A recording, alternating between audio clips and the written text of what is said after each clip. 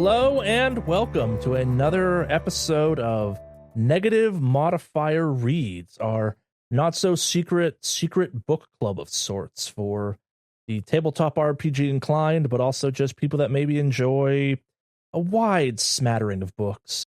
As always, I'm Charlie, joined by Jad, and we will be talking this time about Mr. Magic by Kiersten White. For those not familiar how we do our book clubby thing around here, we're going to start off with a summary. As I've now said one of these in a row, this will be faster than the first time we did this, partially because there's less to summarize this time, partially because, hey, it's just a shorter book, thank God. Yes, we'll do that. We'll then kind of do a full breakdown topic, talking, etc. What we like, what we didn't like, kind of various themes and whatnot. Then we'll finish this all off with kind of talking about how you can take aspects of this or kind of ideas from this or maybe settings from this and use it in tabletop RPGs. Basically kind of your inspirations, if you will, as a game master perspective for that type of stuff, or as a player perspective, some of that stuff you could take out of this book as well, because as we've said several times as part of this and part of our other stuff, the best way to get better at this type of thing is just to consume a lot of things. And I think Mr. Magic is most definitely worth consuming. I thought it was all right. Yeah. I think it was okay, so I'm going to give it a solid 3 out of 5. I agree with that. I might go as high to say, it's a 3.5 out of 5 for me. We'll get into this more as we kind of start talking through it, but, literally the first quarter, and I do mean literal first quarter of this book, I read 3 other books in because I just couldn't quite get into it, and then something happened where I'm like, oh, fuck, I'm in, and then finish the entire thing in a day and a half or something like that. The first 25% of this thing took me a month or two to get through just because I'm like, it's not quite locking in, whatever, and then I would jump onto something else and listen to or read through an 1,000-page book and then come back to this and get another 5-6% through, and then a specific thing happened. I went, oh shit, I get what this book's about now. Here for it. Was it the frogs? No, Where was your turning point? I was, I guess I'll give the spoiler warning now, I suppose. Full spoilers for Mr. Magic. We'll be talking about it in depth. From here on out, assume we're going to talk about this book in any way, shape, or form we feel. I guess also spoiler warning for some of our other content if we maybe compare it to that or link it back to something that happens as part of our actual play stuff. Apologies if you haven't gotten to that yet. We don't normally do that, but again, kind of assume full spoilers for anything potentially related to this from here on out. And I guess to kind of, before we get to our synopsis, I want to say it was roughly before they got to Bliss. I think it was when they showed up at the house, the weird cast house where things kind of suddenly clicked. Oh, the house. Okay. I actually, no, because I'm going over my notes now, and I think it was actually when they meet Val's mom. And you kind of get a little bit of a break. That's the frogs. That's the frogs? Yeah, because Val's mom's house was just covered in frogs. Yeah, I wasn't putting 2 and 2 together. I thought you were implying it rained frogs at one point. I'm like, I don't remember that happening, but no. Yeah, I'm like, different. No, yeah, it was Val's mom's whole speech, and I'm like, oh shit, this is about religion and conversion camp and fixing kids that aren't wrong through religion that doesn't line up with dogma and stuff. That fuck, I'm here for this. Literally, it was me listening to it. I'm like, fuck, I'm in for this now. Okay, we're into this. Okay, I get what this is about now. I get it. We had to lay the track to get to here, but okay, fine. Fuck it. Yeah, I'm in. Okay, let's get to that part. So, first chapter is introduction of characters, easy peasy. Val is late 30s, working at a horse camp. She's working with kids and whatnot. She really loves kids. I read this kind of like a dude ranch or something like that, where it's kind of that tourist cowboy experience almost, where it's you have actual cowboy cowgirls living there full time that have to maintain stuff, but lots of people kind of blowing through to get that authentic country experience. Yeah, she lives on a ranch house with her dad because they're talking about the ranch hands and whatever the heck, but Val is very standoffish and doesn't want to create connections with people, and because I think one of the girls' dads once talked to her or some shit, but another person who's oh my god, Susie's pony was taking up her time, so that kind of ended up saving her. But otherwise, yeah, she likes working with her hands. She's likes being in charge of the dude ranch, or just the ranch. Val is a country gal, if you will.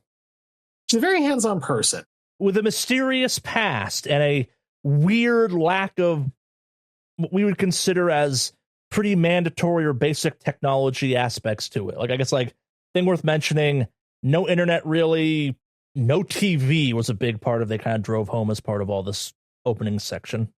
Like, oddly secluded. Yeah.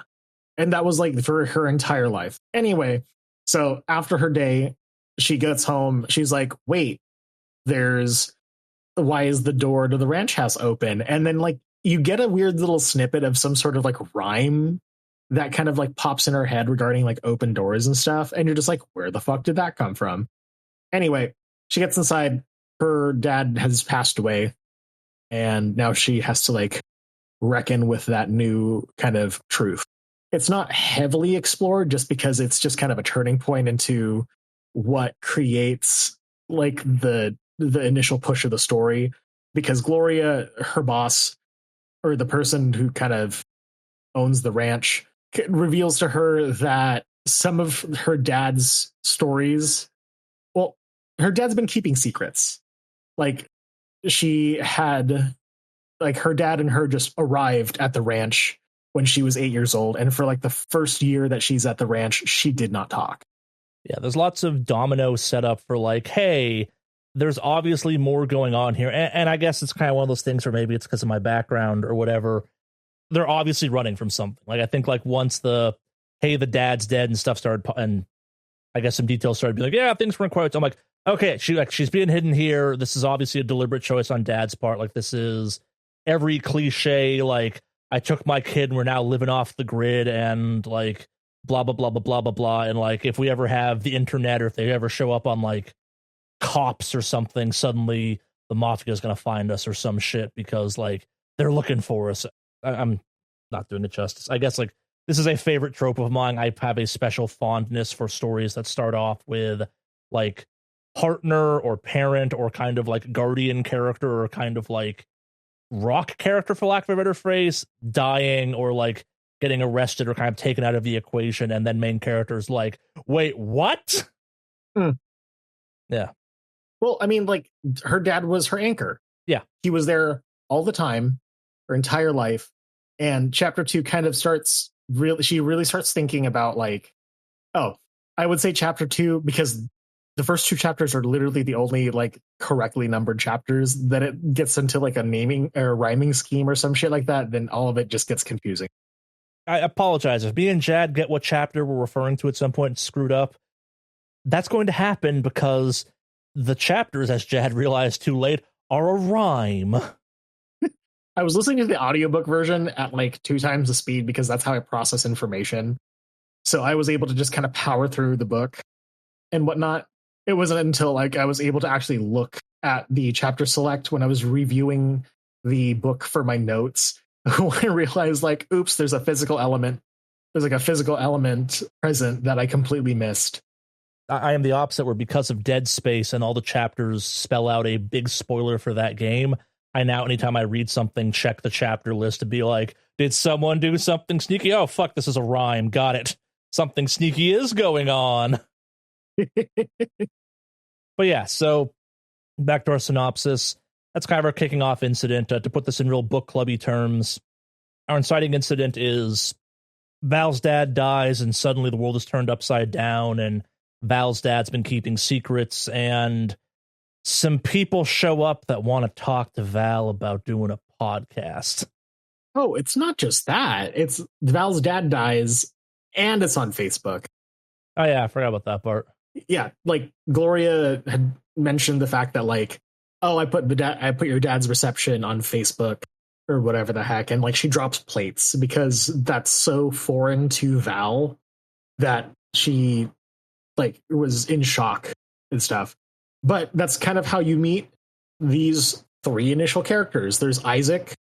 He's got a beard and glasses. Javi, he's like, she shows up in a suit, and then Marcus, beard and bald. They literally just show up and it's like, oh my god, Valentine. And that's weird for Val because everyone just thought that her name was like Valerie or whatever the heck. But the fact that they know her name is Valentine is wild to her because she doesn't really know very much about her own past outside of like the ranch. And now there's like three strange men who shows up out of nowhere. And it's like, I've missed you so much. And Val's just like, who the fuck are you? When not just I've missed you so much, or like, remember we were on that TV show together doing a reunion thing about, like, I think my favorite kind of reoccurring bit through this entire thing is this kind of reunion podcast. Maybe it's because at this point in time, as of recording this, I am quite sick of reunion podcasts where it's like, hey, let's get the cast together and talk about something we did 10 years ago, because some of us have had careers since then and some of us haven't. And I kind of enjoy the intentional or not, the taking the piss of that whole trend as kind of a bookending structure for the book and kind of a setup for some supernatural weirdness. This came out before the Dark Side of Nickelodeon, correct? I think so. It would have to have been written before it, at least. Oh, it was not Dark Side of Nickelodeon. Quiet on the Set. My apologies. Mr. Magic came out August 8th, 2023. I don't remember exactly when that documentary came out. I feel like that came out in... It was 2024, never mind. Yeah, but like Dark Side of the Ring was happening as well. I don't think these were influenced by it, but like, I mean, like it's 90s cynicism and everything else like that. But at the same time, it's also a reckoning. It's like the 2020s has just been kind of like a decade of reckoning, where we're kind of now looking back with a critical eye as to how we were raised or how we experience things and kind of reassessing some stuff. And I think from a kind of a less cynical societal standpoint, the fucking Office podcast of people just rewatching episode by episode and recalling what it was to like to work on The Office, that type of stuff was in full swing at that point. I've never seen The Office, other than the British Office. It's a whole podcast where some of the cast is going episode by episode and basically kind of recalling what it was like working on that episode and stuff like that.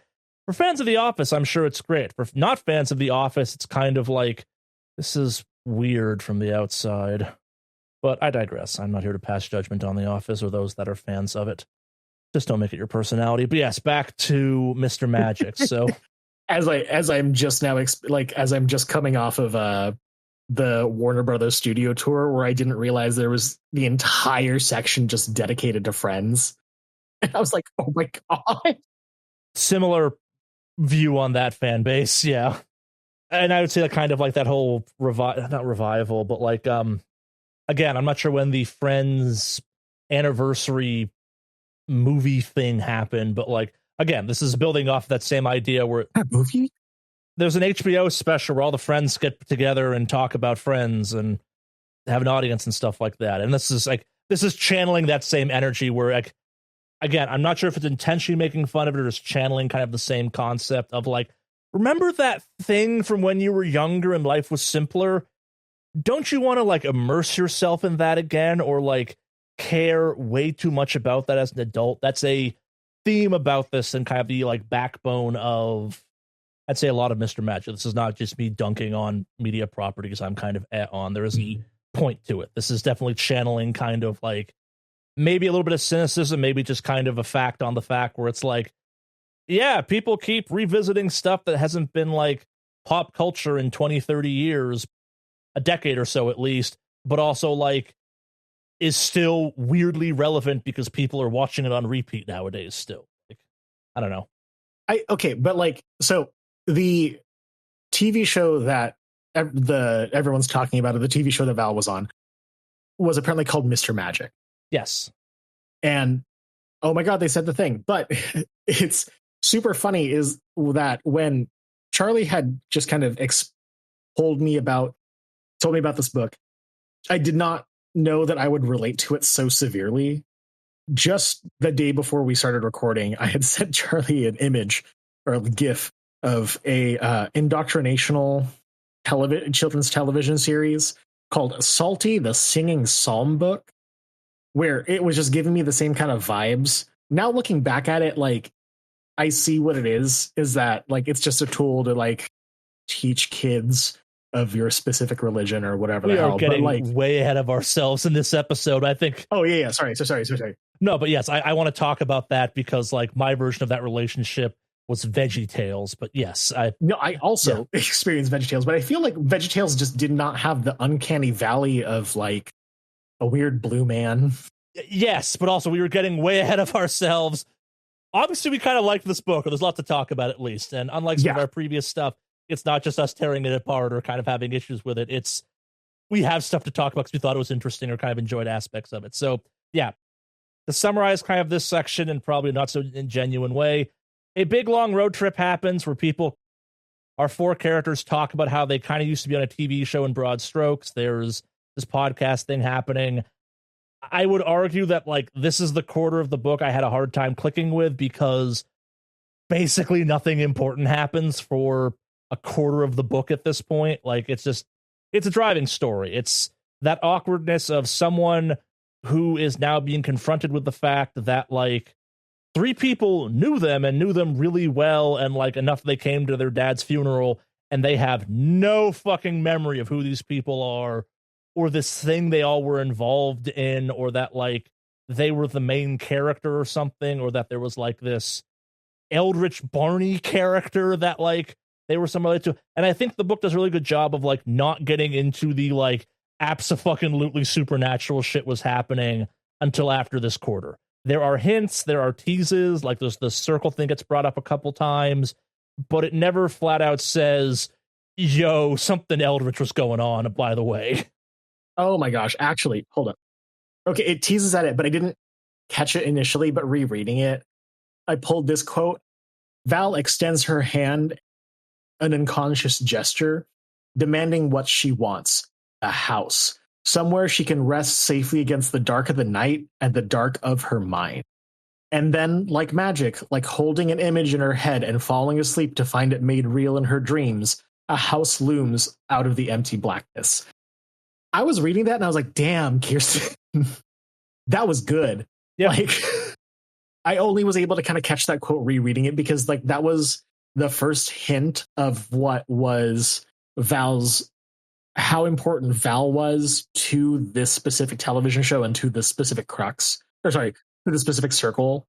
I will say kind of like the first quarter of this book does establish that like maybe Val has some reality bending going on. Maybe Val's not totally normal and like she is important. She has no idea why she's important, but like she's borderline messiah figure potentially kind of situation.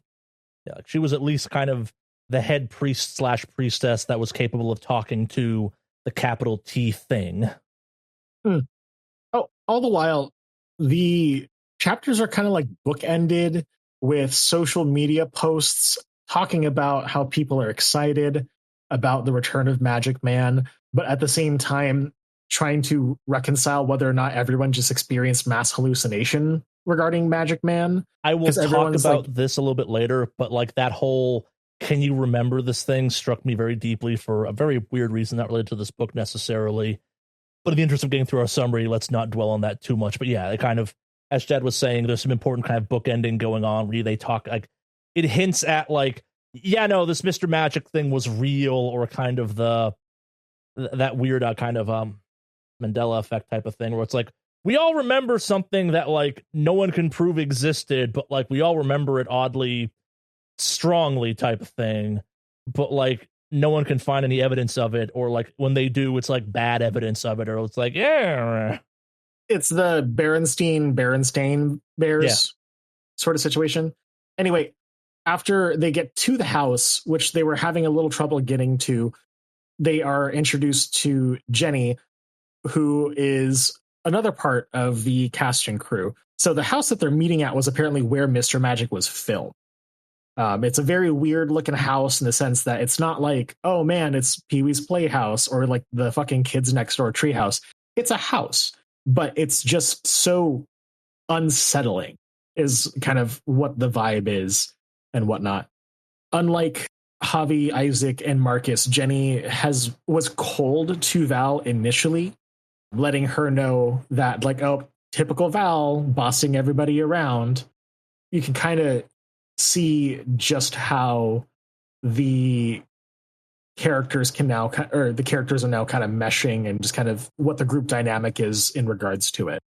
Isaac, Marcus, and Javi either idolize or just kind of looked up to Val, but Jenny either had some sort of like jealousy or Val did something to Jenny that is not revealed.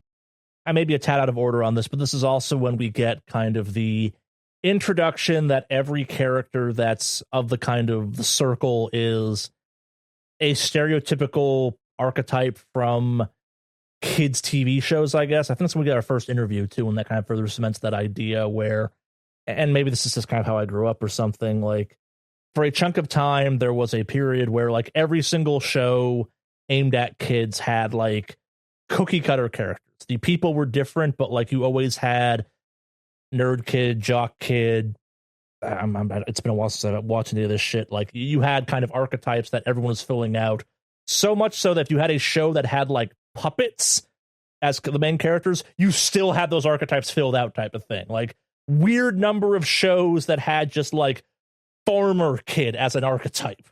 Oh, yeah. Like, I mean, I think other than narrative, no, I'm thinking about Arthur for some reason, but like that had it too. Like that had kind of your like, here's the like smattering of characters that kids seem to respond. And it's intentional. It's supposed it from a. I'm not dunking on it because of whatever. It is following the kind of traditional writing trope for kids of like representing everyone, so everyone has a character that everyone has a person on screen they relate to. Like this is not meant as a criticism. This is meant as a like. This book is intentionally channeling in, yup, this is exactly what this is. These are, if you're familiar with any of the archetypes you grew up with, you know these characters. And I assume that's intentional because a lot of this kind of Mr. Magic stuff was supposed to be like, you remember this made-up kid show too, don't you? Well, yeah. I mean, like, plus it's one of those things of the 90s were all about creating, or at least 90s educational or publicly funded television needed to express diversity. And so that's why fourth grade math books have like everyone that they can think of involved to represent children as we're growing up. I could yap about kind of how that completely has taken a weird turn now, but that's an entire different conversation and whatnot. Outside the scope of this conversation about this book, but yeah. It's channeling in that idea, definitely, I think. Yeah. Yes, not in a bad way, in a kind of familiar, like, we'll get to this. I appreciate this book's subversion of 90s kids programming. I guess like it did a very good job of weaving a believable like public access kids show and then doing something monstrous with it. But I'm getting ahead of myself. So we get the house. We get the introduction of basically the mechanic of, hey, we're doing interviews in the basement. The interviews are one-on-ones with the podcast. Oh my God, we completely forgot to mention why Val decided to jump into a car with three strange men that just showed up to her door on her dad's funeral. Oh yeah, her mom's alive, apparently. Her mom's alive, and Isaac, who is a private investigator, knows where she is. I would counter we forgot about it because that detail's actually not all that important in the grand scheme of things, aside for it's why Val comes along. Like, it's a pretty quickly abandoned plot line. I mean, like, it kind of... No, because we literally... The frogs. Yeah, fair. Anyway, but, like... So Val jumps in the car. They take a little road trip. They're going to stop by the house first in order to kind of refuel, recharge. All the while, Isaac, Marcus, and Javi are like, hey, they're doing this podcast. Please come and join. You're a part of the crew. Let's do this. And Val's just like, no, but I want to talk to my mom first. And so that's why they're staying the night at the house.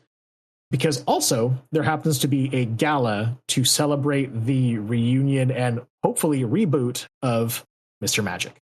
The reunion is existing to kind of gauge or reignite interest in Mr. Magic, and that will catapult the return of Mr. Magic. I guess kind of a couple important things to go over that we kind of glossed over in the sake of nothing happens for a long time of any real meaning.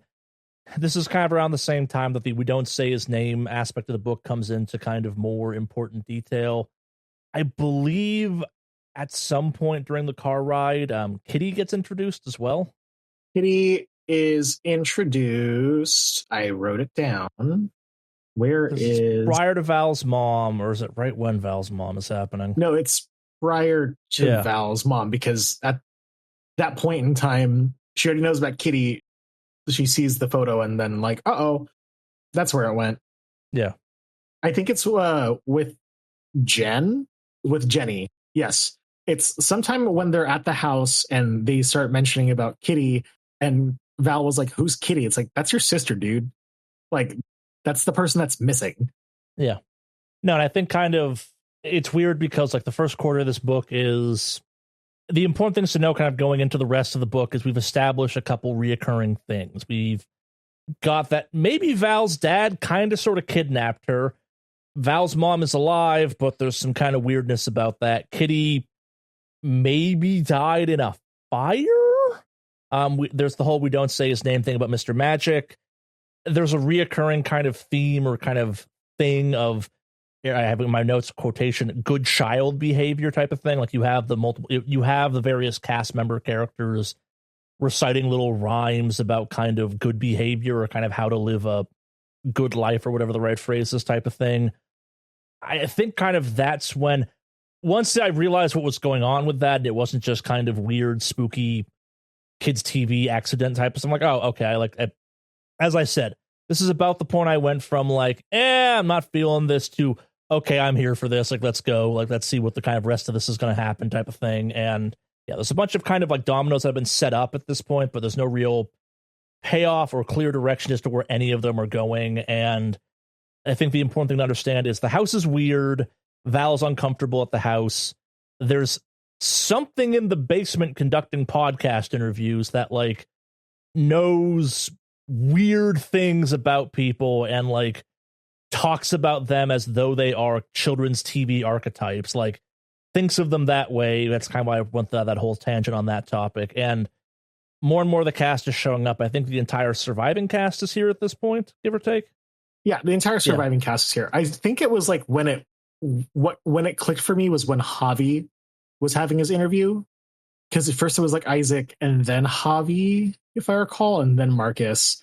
And when Javi's interview kind of came, because he was labeled as the troublemaker, I was like, oh, this is about indoctrination. This is a book about trauma. Cool. Cool. Maybe not cool, but yes.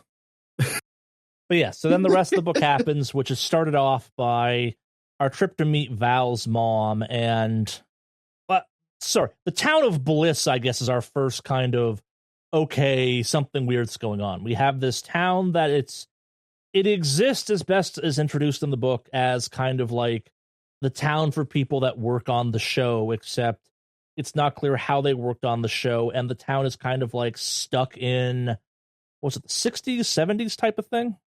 Well, I actually kind of want to backtrack because we skipped over the first night that Val had stayed at the house, which has no doors, has a weird little television, but when she was sleeping, she kind of had like a couple dreams and stuff, and then like her hand felt icy and cold to the touch. Yeah, she's got a hole in her hand. Yeah, there's something like weird like going on that Val has. Like, you need to focus on Val's hand is basically what I want to touch upon. I think that was actually the exact point I locked in on this book. I think it was one of these things where it's like, yeah, something supernatural is going on. This isn't just all allegory or metaphor. Something is indeed going on. There's a thing. There's something big. I'm like, okay, cool.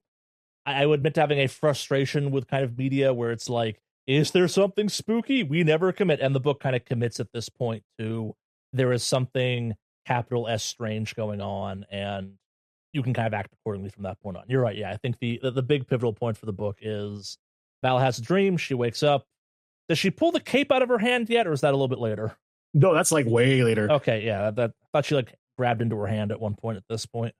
Disembodied hands was like touching her hand. Okay, yeah, sorry. Yeah, I guess to backtrack a little bit again, there's never a good description of what Mr. Magic looks like, except for kind of like a top hat, white gloves, if I remember correctly, and a cape, and kind of like void space. Yes. And then like the TV was on when she woke up and stuff and whatever. But anyway, we learned a little bit more about like what happened with Mr. Magic. Marcus had the world building thing, so he would kind of imagine some stuff. Javi would push the boundaries. He was like the troublemaker, so he kind of generated the lessons. Isaac was the responsible one to keep Val kind of in check because Val was a leader.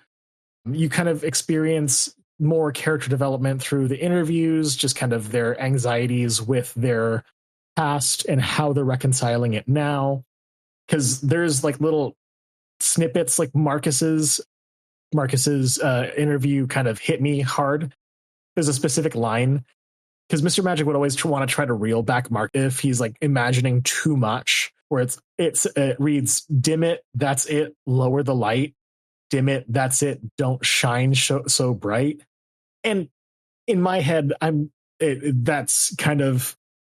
kind of hits me specifically because like you don't want to make yourself noticeable and you want to fit into the conformity of like what parents or how parents or he wants to control you. So like you're kind of getting shoved inside this box. Yeah. And that's more of like a grand theme of Mr. Magic. And I'm pretty sure we're going to talk about or dive into that later. Let's expand about this later. Yeah, I think because if we dive into that, we're never going to get through the rest of this book because that's there's a lot to talk about, I think, about this book in ways I was not expecting based off the first quarter. But yeah, so we have our first night at the house. We have then the town of Bliss get introduced where it's kind of Perfectville, but also Perfectville in kind of that sheltered, small, middle of nowhere type of thing where the outside influences do not get here kind of situation. And around this time, we meet Val's mom, and as Jad has said several times, with the frog collection. That was such a specific detail. Like that is a real life detail that is carefully protected under the guise of fiction because that is too specific. Yeah, no, and I guess an important detail about Val's mom is she lives on the outskirts of Bliss. She has been a little bit banished, but she's still kind of, and this is when it goes from, hey, there's something weird going on to, and I have in my notes the words human sacrifice ? Like, this is when it gets very obvious that there's something churchy, culty, spiritually going on about how, like, Mr. Magic was fixing, quote, weird kids or kind of different kids, and, like, it was improving them and it was making them kind of normal and correct. And I think that's when kind of any veil of metaphor gets thrown back and it goes like, yeah, no, this is what this is fucking about.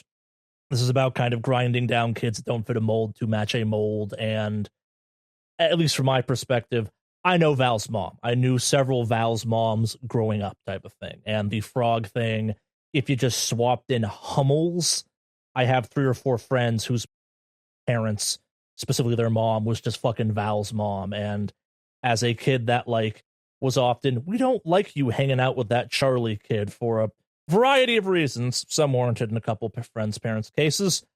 From that point on, I'm like, oh, yeah, I know these people a little bit too goddamn well. Congrats. Oh, I was both the weird kid that parents did not want me to hang out, or parents did not want their kids to hang out with, as well as the parents were like, don't hang out with those folks. They're going to turn you right. But I do love the kind of experience that Val has when she first steps into her childhood home, because a lot of it just kind of mirrors the way that her dad has set up the cabin. But also you get kind of a flashback of like her memories kind of unlocking at that time, where her mom is having an argument with her dad in regards to her mom being unable to handle Val's behavior, and then is wanting to send her to the Mr. Magic show to get her fixed.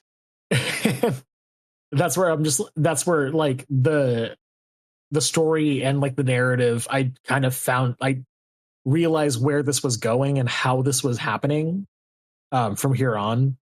Just because it's like personal experiences and whatnot. Not to, I guess, kind of minimize your experience, kind of relation to this.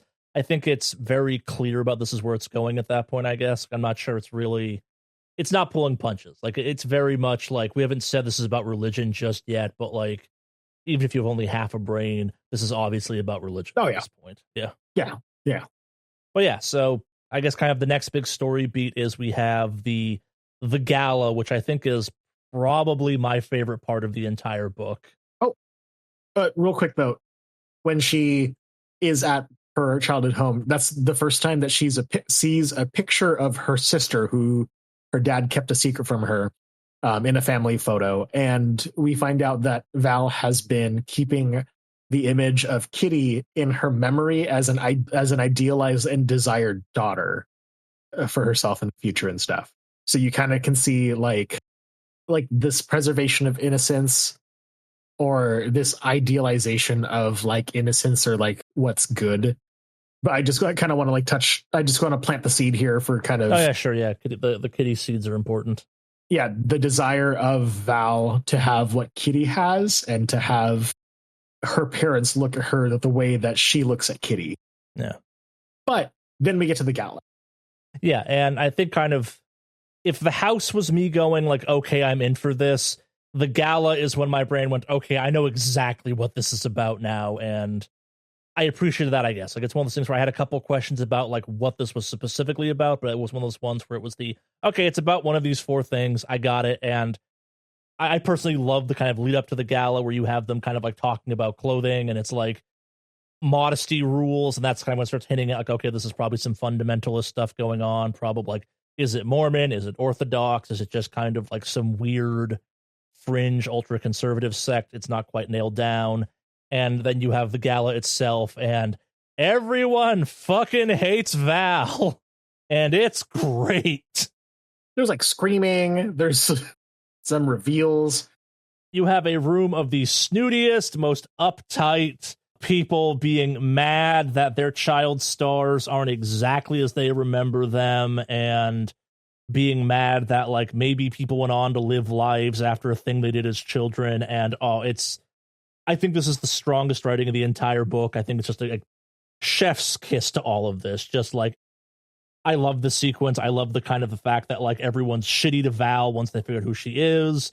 You have the fight between what's her name and her husband, where the husband's like, why do you look so hot? I'm uncomfortable with this. And I'm like, oh, this is too fucking relatable. Like, Stuart, I think it was his name. Yeah. I think the scene was super important because Val, weirdly enough, comes into herself. She has another dream. She has she has a dream of Kitty when she takes a nap before the gala. But it's kind of like how it's the release of these characters, how having Val back in their lives has kind of unlocked something with them. Because Jenny was super uptight and whatnot, but then Val helping her pick her dress, which this is from the book, shows off her boobs, helps Jenny kind of open up and realize and self-actualize in that moment. Not like super finely self-actualize, but just kind of starts to accept the fact that like she's no longer like a child, and just to like let go a little bit. I'm no women's studies major or anything, but like I think it's an important thing where it kind of touches on like, this is her coming, she's reclaiming herself, if that makes any sense. It's a whole long sequence about how like this is what she wants, and I think it's an important sequence because you have kind of this husband who just by every measure sucks, who's been telling her exactly what to do. She's lived in bliss basically her entire life since the show. She has caved to every societal pressure. Like, it's where she went from being, I feel bad I'm remembering her name right now. It's when Jenny went from being, it's when Jenny went from being kind of like, okay, yeah, this character's just kind of bitchy, to like, oh, this character is kind of stuck. They have been trapped in this society, in this setting ever since then. And like anything they've maybe tried to have done to free themselves or have any kind of self-expression or kind of any individuality has just been beaten down immediately, type of thing. And you kind of get to see this, it feels hokey to call it, like, but blossoming of a character, kind of like speed run, reclaiming yourself, any percentage across the span of a party type of situation. And like I love how that plays out. Yeah. Javi and Marcus start like dancing, and they're like, oh, we're gay. Yeah. And stuff. And everyone's a little scandalized by that because it's like, oh, these children. It's like, no, these are adults. Yeah. These are full ass adults. One of them's a lawyer. Like I said, I love the fact that like everyone in this room is so into like these 30-something adults, how they were as like 8-year-olds, and working in the industry I work in. It's like, yeah, that happens. It's so goddamn weird that you have people where it's like, how old's this person? Oh, they're in their 30s. And you still want them to be the person they were when they were like 16 playing a 13-year-old? That's fucking weird. It's because they, you know what? We're gonna dive into Yeah. My theory as to how some parents just think that their children are extensions of themselves in a weird sort of like. Part of what I like about this is like these kids are the extension of this town. Like I think like that there's no if, ands, or but. Like this town thinks of these kids as like tools and property. Is this when they spell out what the fuck Mr. Magic is, or is that a little bit later? What do you mean? Oh, I think it's like a little bit later because this is where I stopped keeping track of like the chapter numbers because I started getting super frustrated. I could have sworn someone spelled out the legend at this sequence where someone was like, yo, we're a sect of Mormons that like got kicked out and like went and found a literal fucking god or angel or something. Oh, yeah, and like no. This is kind of afterwards because chapter 14, the songs for girls is nuts. Oh yeah, because there's like extra songs for women and how to control women and stuff like that. I think it's like right after this because Javi just starts talking about how he was sent to disciplinary camp. But because the tapes happened right after the gala, and I thought the whole I thought like someone just kind of like lore spills like, yo, Jenny, we have a fucking. I think maybe it's Jenny. Yeah, you're right. Someone at one point just straight up says like, hey, we may have an angel on lockdown, and this whole like Mr. Magic thing is us trying to tap into that, and people are like, don't tell the sacrifices about the god or that they're sacrifices. Yeah, it's called the hum. Yeah. But anyway, because no, I think it was like this. I accidentally returned the book after I had highlighted the shit out of it, and I felt like such an idiot when I did. But there was like an entire thing about like, oh hey, Mormons, we like went down to Mexico, all this other stuff. They found like a thing to kind of focus on and stuff. Never say what it is for what it's worth. I think it's the tapes then happened. They saw what happened. No. So then they get kicked. They get asked to leave the gala. The guests of honor get asked to leave the gala by the other people. And it's at this point that Val gets approached with a box of VHSs that are going to kind of blow this case wide open. Oh, wait, hold up. Was the box given to her by Jenny's mom, who's crazy? I think so. One of the moms. Yes. I don't remember whose Jenny's mom exactly. Starts attacking Val. Yes. Because Stuart was like, hey, I'm going to put my 11-year-old daughter in charge of watching my dementiatic in-law. Sounds right. Yeah. The important part is Val winds up with a collection of tapes. She goes back to they all go back to the house. There's a bonfire. There's drinking, and Val goes and watches the tapes, and you get kind of another, I think, like, we're gonna say the quiet part out loud, where it's like, hey, there's a bunch of here's the fucking episodes of Mr. Magic, and Val's watching them going, oh, I look fucking terrified in all this shit, not happy, and everyone's like, no, you were happy. And it's like, no, the child experience was not what the adults were deciding the experience was at that point in time, type of thing. Again, like, I appreciate this book for like, hey, we have a bunch of hinting and illusion, and yeah, then we're just gonna say it. We're gonna flat out say what the fuck was going on in ways you can't ignore and then move the fuck on. And this is kind of, Mr. Magic was real. There's this weird show that has CG and effects way beyond any budget or technological standpoint from the time. There's way too many goddamn episodes. The episodes have no discernible actual length. Kitty is there. Val looks terrified. There's fucking reality warping going on. Like, yeah, it goes from like, maybe this is magically surrealist to, yeah, this is fucking surreal horror. Get used to it. Oh, yeah, because like the kids are in peril. Yeah. Like Val's doing a thing. All of a sudden, like a building's crashing up on top of them. They're tasting what chartreuse tastes like. And then Val comes back, or not Val comes back. Oh, Jenny's there, and she just is like, hey guys, I just want to be included. Please include me.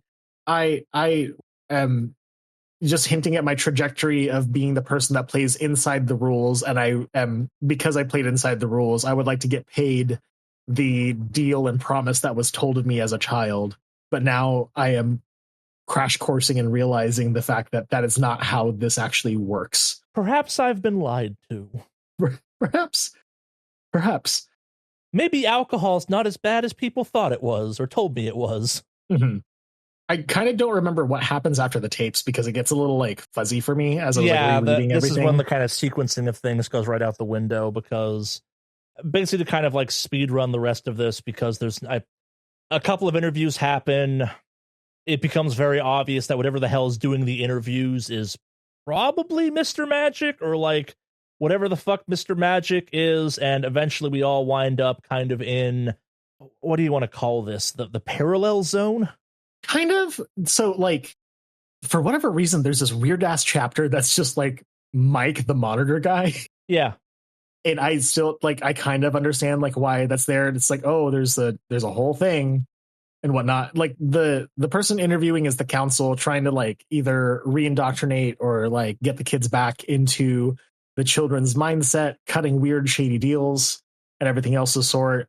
But it's basically to lead everyone into the basement where is like the sacrificial chamber or whatever the hell. Someone says Mr. Magic, and then they all get sucked into the floor. Well, so I think, and like, I wasn't quite sure why it never came back up, but, and we'll talk about this when we get to the tabletop RPG part of this, I guess. The monitor thing, I read it one of two ways. I read it as someone is monitoring Bliss because they know something weird is going on in Bliss. Delta Green is aware Bliss is a problem and is aware Mr. Magic is a problem type of situation. Or the town of Bliss, like the way they used to make the show was just have a bunch of fucking cameras in that house and like just don't cut away when the supernatural shit starts happening. Okay, that's kind of my two takeaways, where either you have the town is monitoring the house because that's how you make this weird ass show that like is secretly the gospel and or how to appease this god thing, or the monitor is some outside entity being like, we are aware Bliss is a problem. I think it's all self-contained. Yeah, that's why it kind of landed on too.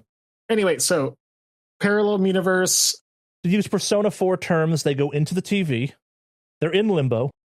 They're in Tartarus now. Val realizes what actually happened is that those kids were in peril and they were actually trying to survive. Val had gamified their survival to keep the kids distracted. And one of the reasons why she kept disappearing was because she needed to rest because the kids weren't sleeping at all because they were too afraid to sleep. Mr. Magic is a parasitic entity that needs to refuel and feed on the kids' potential and futures. And the reason why everyone thought that Val's dad kidnapped Val is because he actually went down under the veil or crossed through the veil and grabbed her and pulled her out. Val had trapped Mr. Magic literally in the palm of her hand and left with Mr. Magic, and so the kids were trapped in the parallel universe. But also maybe in Mr. Magic, which is in Val, and this is where it gets kind of confusing. Because there's like clones of the kids or something, or like I think the kids are just there. So, and maybe this is kind of open to interpretation intentionally. This is kind of where the human sacrifice angle comes in. All the kids are there, and Mr. Magic is channeling through an adult that was put in there to kind of act as the conduit, the anchor, whatever. And Val, because she's the better conduit, anchor, whatever, managed to kind of suck the whole subdimension into her, which is why she gets kind of subconscious stuff from it. But also, like, by doing so, just also kind of shuts down the gate that connects all this stuff. So, like, the dimension's inside of her, but also it's just closed off simultaneously because stuff's obviously been happening that she's been separate from, but that's not really important to this part of this. Okay, so real quick question. Why is this current Mr. Magic Jenny's dad? Did you catch that? Because like Jenny says something about her dad, but like my question is if they sacrifice kids to... No, so and this is kind of where maybe I'm projecting based on where I grew up or kind of my understanding of things. I don't think it ever implied this, but in my notes I say, I think Jenny's dad was a pedophile, which is why he wound up in there as the sacrifice, because we can't have that, but he's already predisposed to prey on children, so he makes the perfect conduit for it, and that's kind of tying into how various churches have unpunished attacks on kids, and yes. Okay. I have no proof of that, except that my notes have like, is this a thing? Did I just invent this? But like, it kind of makes sense in context to it. Like, it, again, like at its base level, you have someone who has to act as the conduit for the thing that has to kind of feed off the kids. I took that as metaphorically a very black and white, like, this is the church literally feeding on kids type of thing, whatever you want to make of that at that point. Like, however sinister you want to make that, I go extra sinister, but also, yes. Because I recall them talking about how they tried with other kids, but it wasn't sticking and whatnot. And so I just didn't know if that was like, oh, it was because that was Jenny's dad. And okay, yeah. Let us get through this, and then I can explain my whole crazy theory on this that's driven by the fact that I grew up in Boston in the 90s and early 2000s. Okay. Anyway, so Val realizes this and in some sort of way starts like throwing open the doors metaphorically and literally in this universe. Yeah. In this parallel universe, and she's like Kingdom Hearts, like skipping through a whole bunch of stuff and like recollecting the Mr. Magic kids and like kind of helping reconcile like Isaac, Marcus, Javi, and Jenny's kind of like anxieties. But then she runs into Kitty, who she realizes is kind of just trapped there. So like Kitty has no future, and she's just always going to be in this like weird netherworld. But Val is then capable of like realizing that she is in control of her own future, which kind of was hinted at like chapter 2, because in essence, Val has always been kind of looking, I guess, for freedom and being able to kind of make her own choice and make choices for herself.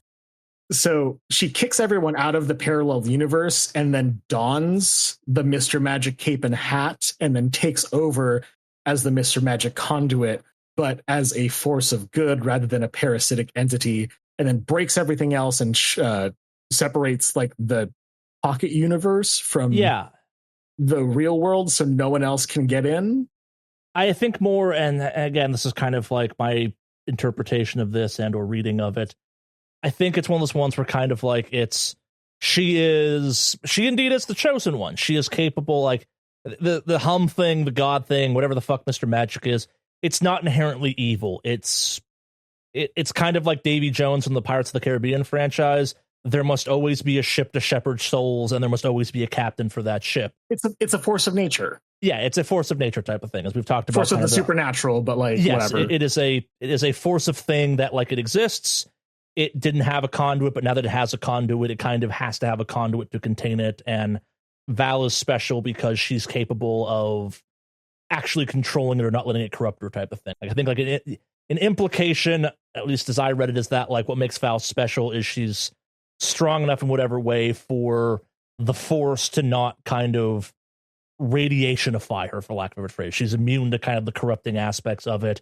And the implication through that is that like the rest of the town has been corrupted or kind of poisoned or whatever the right phrase is by the rest of the town has fallen in line with the society that they've created. Val is a rebel and has kind of broken out of that society, and she's so self-determined and she knows herself well enough that she is stable leaving that community and that society and surviving apart from it. I think to kind of like dip fully into the metaphor going on here, she understands the value of what the original ideas of this are and kind of like how like the good parts of this thing, and is capable of, in this case, because there's a weird god entity involved, separating the bullshit made up stuff that society made up for it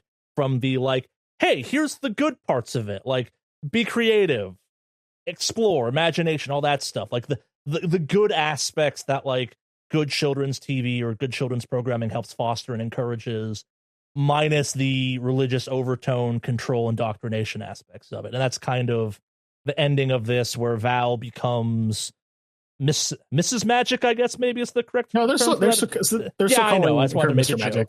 Yeah, it's becomes the god of this place and has a YouTube channel that magically puts out the right kind of children's programming, and like it's there not to preach, it's there to kind of just encourage kids to be kids and to grow and be good and kind of like be them, for lack of a better phrase. And that's kind of the ending of all the important plot at that point. So as we move into kind of the great theme of the book, this is kind of how I interpreted it, in that you replace the concept of a grand god with yourself, not in a megamaniacal sort of sense, but you are your own lesser god with the power to change your future and change what's immediately around you, how you see fit in order to benefit and progress. With her donning the title as well as the powers of Mr. Magic, for me, it was the rejection of Mr. Magic being the source of morality, but rather it's just morality comes from a person rather than the divine. And in creating your own, or in kind of being moral, in that you do good for goodness' sake, you become the divine. Are you following me? No, yeah, I was kind of saying kind of my parallel interpretation of this book, and kind of, I guess it's mentioned it. Like, I appreciate this book for credits roll. The book has a kind of afterword at the end where it's like, it flat out says, "This book is about Mormonism. I used to be a Mormon. I'm not anymore. This is me. This book is me processing kind of that progression in my life." Authors, if you write a book like this, please include an afterword like this. I personally really enjoy when I get to have a moment of, I did read this right. Cool. I understood what was being written down. Thank you, author. But that's unimportant. Yeah, I guess kind of my reading of this book, or my following of whatever, my takeaway or kind of take on this book is that it's the story of someone who grew up in a exceedingly religious background, or a very controlled background, and did not fit in, and had a parent that realized this and chose to break from this. And kind of based on the media I consume, and I guess my background some too, I took it to kind of be more kind of like the fundamentalist cult aspect of things. We had a parent that like realized, oh shit, if I stay, this is what my kids signed up for, and I don't want that for them. So they break and they go into hiding, and that's kind of the first quarter of the book. And then it's that kid has subconsciously internalized the good parts of that culture. Despite my general anti-religion game mastering, I don't inherently think religion is 100% evil. I think it's about implementation and kind of interpretation. I think kind of this book is about that same idea, where the core ideas of be good to people, don't be shitty, like explore, like again, going back to kind of the idealized kids programming aspect of it, like the things you want to encourage in children. That's the good. That's the kind of good core of Mr. Magic. And the book is then kind of about how you have a radical person that wants to kind of focus on that, and not what other people have done to kind of make that a problem, or kind of use that to their own ends. It's kind of the idea of like, again, because this is straight up about Mormonism, the Mormon faith at its core is not inherently a bad thing. Its modern interpretation has a variety of rules that a lot of people chafe under, and has a variety of views on things that I'll just call out as straight bad. The idea of help your neighbor, be good to people, etc., not terrible. I generally would say it's kind of probably a net positive. I wish more people took as the fundamental aspect of things when it came to that type of stuff.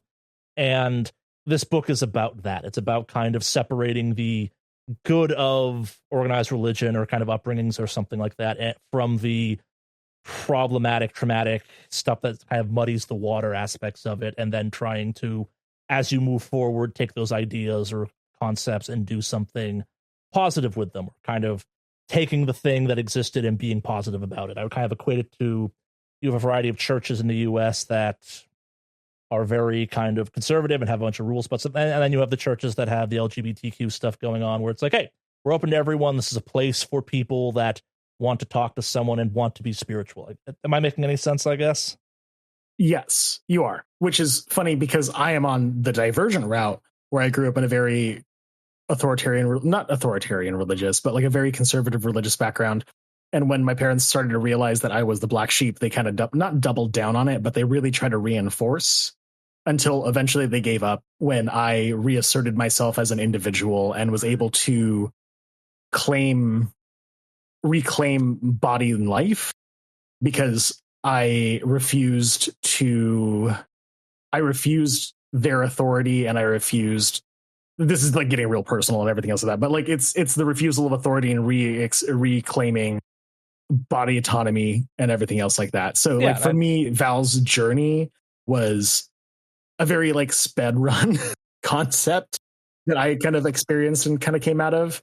No, this book has gotten a bunch of awards and accolades, I think, because it relates to a lot of people. I think, like as you mentioned at the top of this, we're in this kind of interesting media reckoning era, and I think this is very much that, where you had kind of the 90s and 2000s are this awkward era, kind of like the 80s, where like the culture zeitgeist remembrance of it and the reality of it, there's some difference kind of thing. Like we haven't kind of gone to big depth on it for any official recordings, but kind of our extra life stuff. There's a reason I love Tales from the Loop. It's because that book focuses on more the reality of what the 80s were versus the kind of what you remember the 80s were. This is a similar thing where it's like, hey, here's what the 90s and 2000s were like, early 2000s were like, if you were religious, both as remembered and as actual type of thing.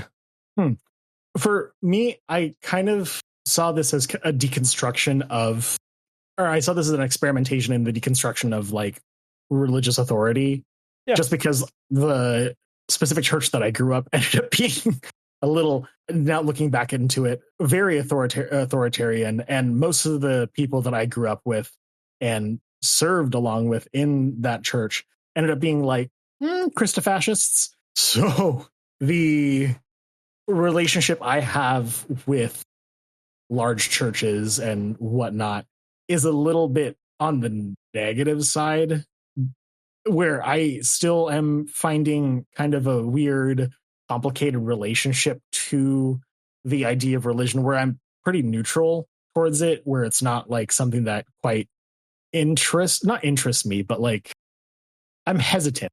Like I do carry the trauma, and I do carry the suspicion when it comes to religion, but I'm still open to hearing what or how people kind of are in regards to it. Not saying all religion is bad or anything else like that, but like I've got scars, and I've just got to protect myself in that regard. Yeah. But there are aspects in which I do like this book, or I like the themes of it's, you don't do right because you're told to do it. Do right because it's right. Yeah. And don't, like, for lack of words, like, don't monetize right, I guess. Like, do right because it's right. Like, don't make it because... Yeah, I appreciate the fact that the town's view is like, we're bringing Mr. Magic back. It's going to save the town. And, like, that's what kept this place on the map. And the ultimate ending is like, no, Mr. Magic should come back because it can be a force for good. And it becomes a force for good. And I'm assuming causes the town to go under because, hey, it's a fucking YouTube channel now. And it's separate from kind of this old school latching on, and they can end the kind of, the elders can no longer control the Mr. Magic show, or whatever you want. And that's the thing. It's the control. Yeah. It's the control, because these kids are no longer property. Like, and like, let's get into, I guess, my background and why I interpreted the way this was. So I grew up in the Boston area during the 90s, early 2000s, which, for those who aren't especially versed in what was going on in that neck of the woods during, when it came to kind of church stuff, high percentage of what are known as WASPs, which stands for White Anglo-Saxon Protestant, and there was a bit of a reckoning when a bunch of, I think it was Irish Catholic priests, but a variety of priests were outed as pedophiles and prolific pedophiles. And it turned out it's during this whole time period, people that had been covering that up had been shifted around. There was this whole crazy conspiracy that got the lid blown off of it, and a kind of, in no way was I related to this. I did not grow up in any way, shape, or form church going. And yeah, so this was more kind of a thing happening in the background, and or I knew people that like their church was impacted by it or whatever, and like, or they had like a relative that was like suddenly involved in a larger ongoing court battle or something like that, or involved in the proceedings of it because, like, hey, 20 years back something had happened and it was now coming to light about kind of the prolific nature of this. And I'm not saying that's what this was about, but I think kind of like my background reading this book is it's about kind of, again, this book is explicitly about Mormonism, kind of that type of religious organizational control and how it feeds on communities and how kind of communities band together to hide the bad parts of it and kind of allow the bad stuff to go on because this thing is so important. And again, I'm not sure where some of my takes came from in the book, but that's kind of how my interpretation was built on it, because at least kind of around the gala part where it became very clear that this was kind of a very stuffy society where it's like, you're showing a tad too much ankle, would have not felt out of place in that whole kind of sequence. You had a variety of people that want kind of the world to be exactly the way they're used to it. And when anything challenges that, good or bad, they fight tooth and nail to maintain the exact status quo they've always had. And that's kind of the Town of Bliss. That's the whole kind of production around this. It's like, if we just get back to making this TV show, everything will be fine, despite the fact that you can never go back to the, quote, it was fine period, because it was never fine. It just wasn't public. Am I making any sense on that whole topic? Yeah. It's like, it's the austerity of it is such an important thing. You can't insult the church, because then the church will have been insulted, and we need this thing to be pristine and perfect and have no Mars on it and whatnot. But yeah, that's, as someone who had no real connection to the Mormon aspect of this or the Christianity aspects of this or kind of any of that, that's kind of how my take on this book was influenced. I think it's also why it's such a hard time latching on, where it was like, okay, this is obviously maybe about Christianity or Mormonism or kind of fundamental sects of some kind. And then it became explicitly about them. Like, okay, cool. I get what this is about now. Here we go. This is going to be a very weird show to bring up as part of this. Do you know the older HBO show called Big Love? Or I think that's what it was called. I did not have HBO at all. I think my experience with HBO was that when my parents started stealing cable, and this is past the statute of limitations, everyone was fucking stealing cable, so you can't come for me, big cable. We watched Deep Blue Sea. No, not Deep Blue Sea. That was the other shark one. Deep Blue Sea was when was Deep Blue Sea the one where the two people got like stranded after scuba diving and then like had to deal with sharks and shit like that? No, Deep Blue Sea is the one with the hyper intelligent sharks, if I remember correctly, and Samuel L. Jackson goes. No, that's exactly the scene that I remember as a child experiencing at home and being like, sharks. And I think that afterwards we just didn't watch HBO anymore. Fair. Yeah, I could imagine that being a bad show for kids. I remember a lot of kids in my middle school watching that and it being too much for... when the fuck did that movie come out? I don't fucking know. Anyways, I bring the show up because the show, ironically, was my first back when I was also accessing media through various means that allowed me to get around not having HBO and or... I learned about this fucking show in a movie theater as part of a preview for something, and I'm like, this show was my first exposure to what the fuck a Mormon was. Mormons didn't really exist where I grew up. It was this concept I had to get to college before I started running into them, and has been running into them since, and this was my first kind of introduction to that, and this show is just about kind of the Mormon polygamy aspects of it, and it's all sensationalized and hyper-realism and stuff like that, or exaggerated realism. Like, it's a whole crazy ride, but like, my understanding is that like it's not a bad kind of encapsulation of at the time what was going on with kind of the fundamentalist fringe polygamous kind of Mormon compounds that were happening that everyone was afraid of. That I'm sure I'm not gonna talk this time. I understand they're bad kind of thing, and the show didn't say anything that wasn't happening, but also I'm not gonna act like I have the full history on this one. But yeah, this was my first exposure to that, and reading this book, I'm like, is this fucking Big Love again? Like this feels, I'm picking up some stuff that feels like this goddamn HBO show that taught me what Mormons were in the first place. It really focused on like power dynamics. Yes, and I think that's kind of what my big takeaway from that show really was kind of just how it's definitely a show about power dynamics, I guess. Like, and kind of like how there's some stuff that like maybe you don't like, but so long as everyone's on board and like capable of consenting and being cool with it, it's not up to you to make decisions about whether or not you think this is icky or not. But like, when the power dynamic is bad, then it is a problem. Yeah, because like I could yap about alternative family structures and everything else like that, because like whatever, I'm not. That's an entire like 3-hour conversation that probably I'm just a different podcast too or something. Completely. Yeah.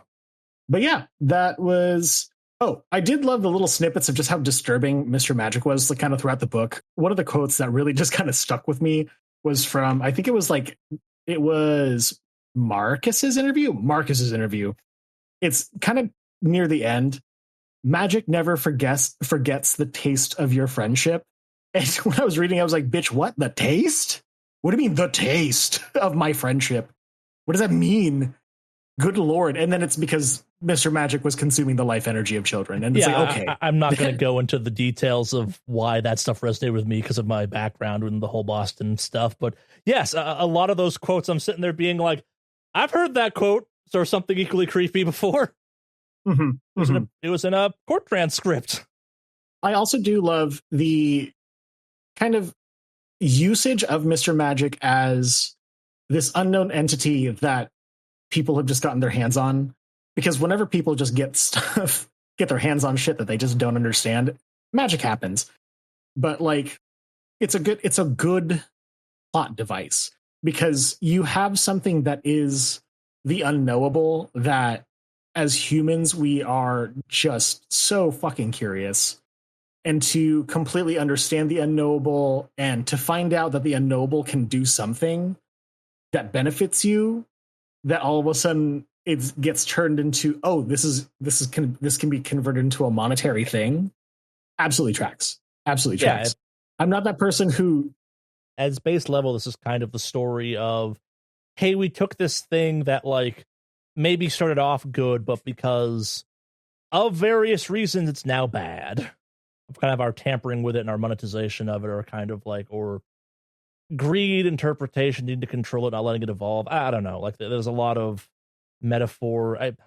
But there are a variety of ways you could take this. Yeah.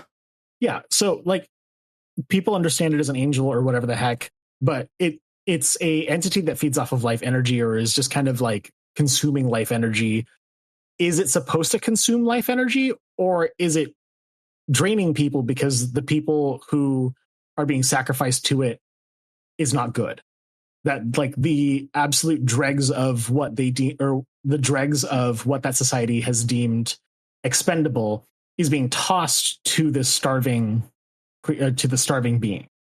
I mean, like even beyond that too, it's also one of those ones where kind of like to get real abstract and probably take some liberties with the content of this book and stuff like that. Like there's a reading of this book that kind of views this as you have a thing. I'm gonna say it's like artistic expression or something like that. You have an idea. You're a creative person. You're talented. You have the ability to make kind of great art or a great something. Maybe you're a writer. Maybe you're a sculptor. Maybe you're a painter. Maybe you're a dancer. I'm not going to kind of pigeonhole what your outlet is for this. And this thing that existed in your childhood, it realizes the potential in this and kind of consumes that away from you. And maybe like as an adult, you rediscover that and kind of have a second lease on that. For lack of words, like the number of people I've known because I worked in theater that like did dance as a kid or dance as like a kid and teenager that then hated dance and then like end their later in life kind of like late 20s, early 30s rediscovered that kind of hobby and kind of it's like it's different. The pressure's gone and whatnot. There's my God. There's a version of this that kind of reads as like, this is going to get way to whatever the right phrase is, but kind of the idea of you're a creative person. You get a bunch of creative people together. You're making a thing. You're expressing a thing. You're making this cool thing. And then whether you want to call it monetization, corporations, outside influences, for the case, I'm going to use this as society telling you to monetize your hobbies to get real personal for a second. This is a story about that where kind of you have a thing where it's like, and it ruins it for you, for lack of a phrase. Like it's the idea of like, hey, you're good at this. You should try and make some money, get some clout, whatever the right phrase is, type of thing. And that takes it from like, hey, it's this thing you enjoy doing with a group of people, and then becomes a job, a task, a burden, whatever you want to call it. It burns you out. And that kind of goes back to the consuming thing. Like you become less creative as this thing kind of devours that aspect of you. And many people burn out and never do that thing ever again. Like the world is full of artists that just ground too hard and never want to do another piece of art ever again. But some then kind of like they take a break, they get revitalized, and then they come back and they do something new and it's better or it's different. And you then have kind of fans that are like, we want the old thing, give us the old thing. And they're like, no, I don't do the old thing anymore. I do this now. You either can like it or stop being a fan of mine. I don't care, but this is what I'm about now. Because like like I relate to that so deeply just because it's like I wonder when was the shift where I stopped becoming excited to show people my sketchbook, and then it became a weird shame of mine. And now that I'm like getting back into like illustrations and like my own creative outlooks and everything else of the sort, it's kind of weird and frustrating to no longer have the practice but still the eye, and like having to learn how to forgive myself or allow myself to be a little shitty initially and just let it grow back into what it is and just accept it as it is, and not be trying to put what my expectations of who I should have been on the forefront. Yeah. Like I said, Yeah. I think that's a reading of this book too, kind of thing. The idea that like it's possible that kind of society strip away a thing that like was good about you, or kind of paint a thing that was good about you, for lack of a better phrase, because there are a variety of societal pressures. And yeah, I think kind of like, I think this book, it's very weird. I read this book and kind of like the more time in reverse from Wintertide, which the longer I had away from it, the more I kind of mellowed on it. The more I've thought on this one, the more I've kind of been like, yeah, I have my issues with some of the writing. I think like, let's get critical for a couple seconds. The first quarter of this book is way too fucking long. The pacing's kind of bad. There are fantastic points in this book and fantastic sequences, bookended by chapters where you're like, this could have been a couple sentences, or like you could have found a way to roll this up into the weird like online commentary about Mr. Magic. Also, the online commentary about Mr. Magic is fucking fantastic. I love those sections of it. Like, Kiersten managed to just fucking nail how weird online discourse about this type of stuff is, and it's great. It feels authentic, and I think, as I kind of joked about, like, there are points in this book where I'm like, did I watch Mr. Magic? No, Mr. Magic's not real, but like, it felt like all this great kind of, as someone who was a huge fan of public access kids television when I was younger, because of how fucking weird it was where I grew up, I desperately wanted to be on Zoom so fucking bad. Yeah. So fucking bad. No, and this is gonna be a really fucking weird one. If I may indulge in a kind of little self-indulgent story for a second, there was, when I was a teenager, I'm younger than a teenager, I think, there was this shitty local access channel that, like, depending on the hour, had just the fucking weirdest content on it. Like, I love local access television. No, this was even weird by local access television, because they like had the self-awareness to have like a late night block. And around the time I was like becoming a teenager, my parents let me stay up however fucking late I wanted to on Fridays and Saturdays, and like scroll through the 6 channels we got on the, whatever the right phrase is. I found this channel, and there was this show that was this dude in front of like early green screen technology, and it was called like 3 Faves or something like that. And this dude, like, the episode that sticks in my mind was this guy's like, yo, I'm going to talk about shock rock, Daisy Does Dallas, and I cannot remember the third thing. But apparently this dude's whole show was he was going to talk about some music shit, some vintage pornography, and then a third thing he cared about. And that was his half-hour time slot every Friday night. And this is how I learned about fucking Gwar. Because the first third of this guy's show was him talking about shock rock and how Gwar was the greatest example of it. And years later, I'm still like, I want to fucking find this show so I can message this dude being like, you have no idea who the fuck I am, but like back in the early 2000s, I watched your show and you told me what Gwar is, and I've now seen them like 12 times in concert, and thank you for doing that. Also, I was way too young to be watching your show, and it was ridiculous. So the kind of like nostalgic for a show you can't even remember if it was even real because you never found it again or something like that was a theme and concept I very much enjoyed. I really enjoyed the fact that it mirrored, like, I've been online multiple times trying to fucking figure out what this goddamn show I watched was, and other people are like, yeah, I remember this show. Was it this? And I'm like, it sure sounds like that, but no, because I can't, because I found that show, and that's not what I'm talking about. That's production values were higher. But yes, that's a whole side tangent of an extra layer of why I really enjoyed this book. More like at the quarter mark, I was like, it's not bad. I'm just not enjoying this. And once I was locked in, I'm like, okay, I like this book. I liked how it turned out. think the ending was a tad rushed in the grand scheme of things. It just kind of ends, but at the same time, I think a book like this just kind of has to end. Like, you could have 100 more pages where stuff plays out in more complicated detail, but I think kind of I kind of like the abrupt, and now it's a YouTube channel, and I'm like, yeah, fuck it, that's kind of how media works. Now it's a YouTube channel. Like, yeah. Yeah. Negative modifier public access television show. I mean, like, just 4 episodes of mini series. As a fucking indie podcast and YouTube channel, I'm sorry, we're this age's public access as far as I'm concerned. We get to, within reason, do what we want because no one's fucking corporate sponsoring this shit. So it's like, we're going to get weird with this. What does that mean? I don't know, but we're going to find out. How do you feel about Cult? We're going to play it. Yeah. Oh, last little thing in my notes. I completely forgot about this. Ending reminded me of Magical Girl Madoka. I don't know if you've ever seen that weird little anime. I get it. I see it. Yeah. I weirdly love that ending, despite the fact that I have a weird, complicated relationship with just the concept of that show. But at the same time, it's like, all right, you know what? Fuck it. Yeah.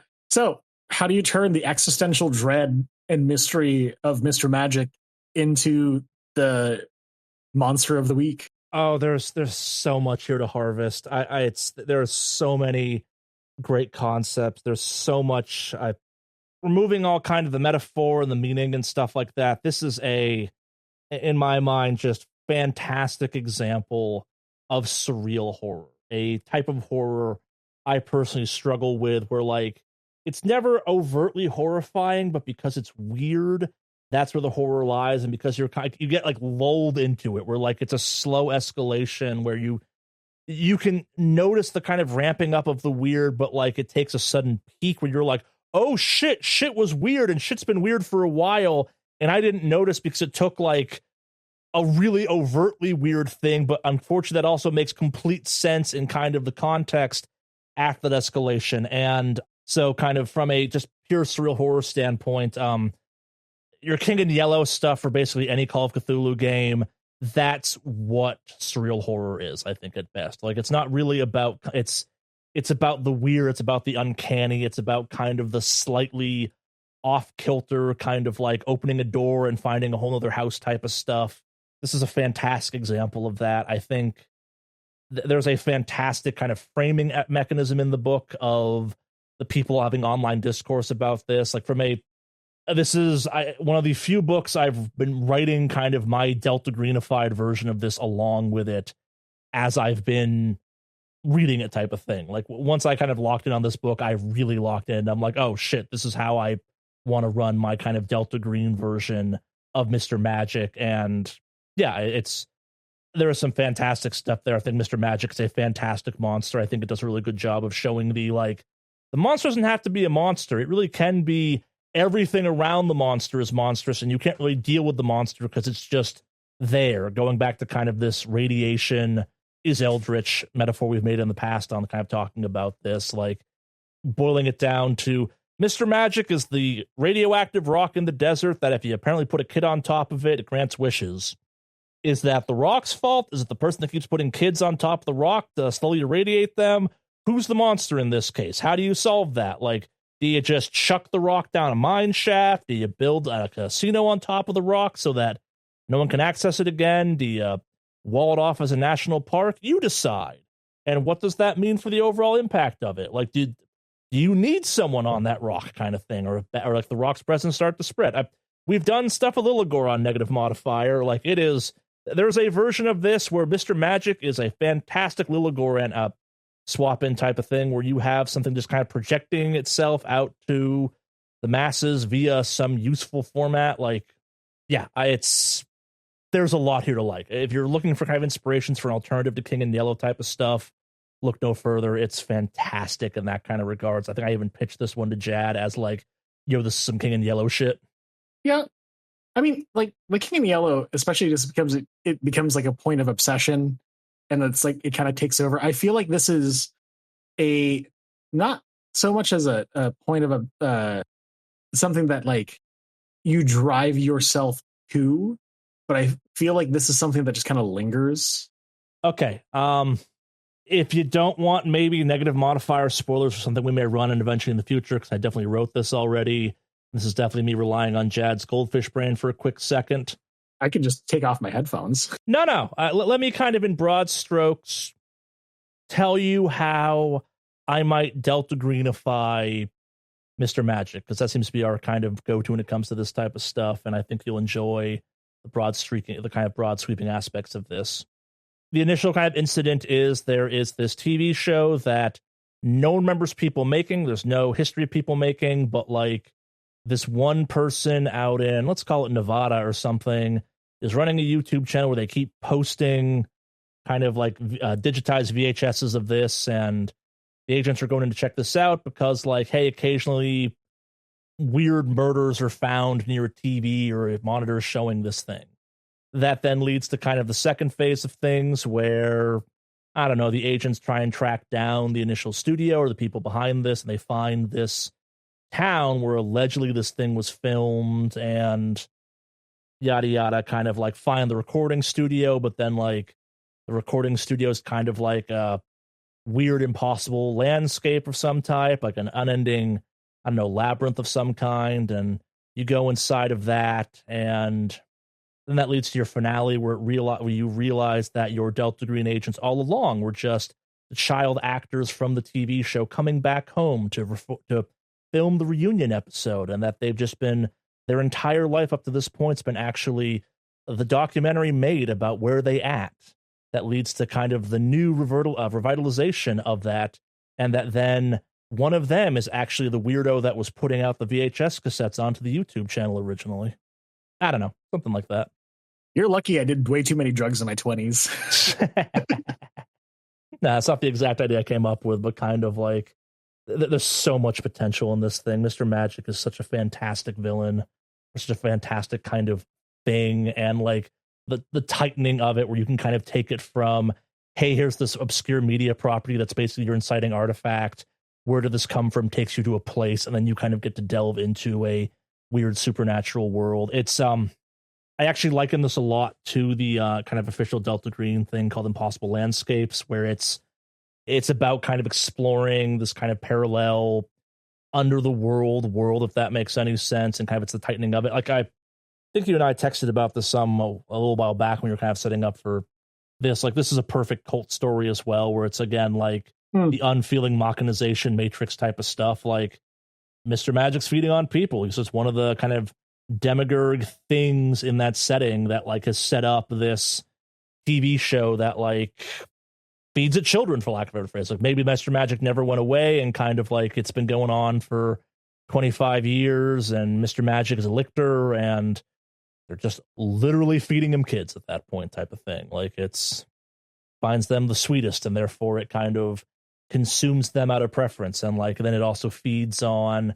the parents' anguish as the child is ripped away from them. And I don't know, like there's lots of fantastically dark kind of stuff you can take this further with if you want. There's also kind of to Monster of a Week it, like I'm sure there's some supernatural TV show out there, some episode where they kind of fought like evil Barney. There's a version of this that exists as kind of like your Monster of the Week. Like there's this kids show that's got like Cthulhu instead of Barney in it. We should probably stop that. I think another way to kind of reinvent Mr. Magic, or at least take from the concept of Mr. Magic, is not to really just kind of villainify, I guess, or like create such a hard edge force of evil or whatever, but just kind of to go with the existential concept of nostalgia. So say that like it is just something that can drive someone to just look behind constantly and be lost within their own memories or kind of rewrite memories. And so it just almost starts replacing these memories and reinserting itself into it.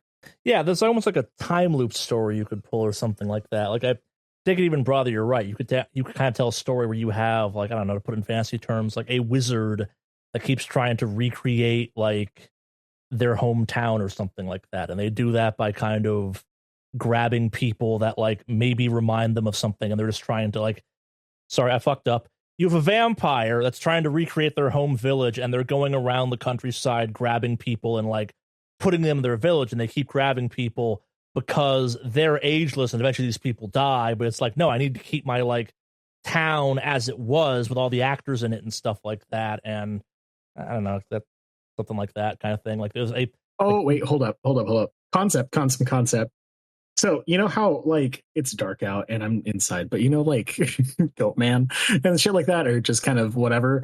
So imagine if all of a sudden someone kind of starts talking about like, hey, remember this or whatever the heck, and you just kind of don't really remember exactly what they're talking about, but it seems somewhat vague or familiar.